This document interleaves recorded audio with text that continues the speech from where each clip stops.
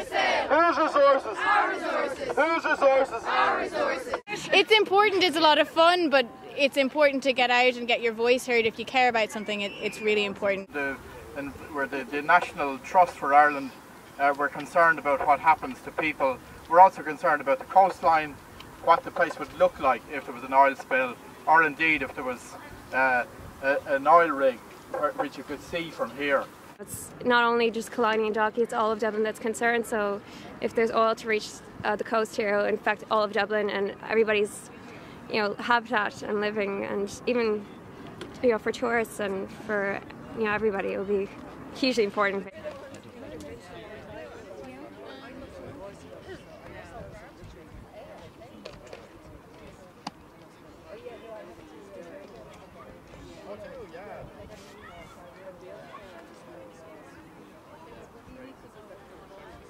My name is Serena Connor. I'm a local resident and I want to be able to live in Ireland. I want to be able to enjoy the natural amenities that we have here, and I'm afraid that they're going to be taken away for us and we're not going to get anything from it. Well, we're here to show what would happen if there was an oil spill.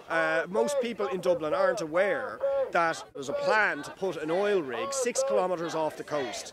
That's never happened so close. And if there was an oil spill, the oil company, Providence Resources, themselves have admitted that oil will be ashore within 1 hour. And this beautiful amenity, that's an amenity for the whole of Dublin, for every citizen of Dublin, and indeed it's a national amenity, could be destroyed within a matter of hours. And it would be left to volunteers to try and clean up the mess, and for our ordinary citizens to pay for the enormous clean-up costs. We think that is an unacceptable risk, and at the very minimum we want to see a full public inquiry before any licences are granted to private oil companies to drill for oil that close to our bay and our coast. And I'm a member of Antashka and responsible for the Booterstown Bird Sanctuary.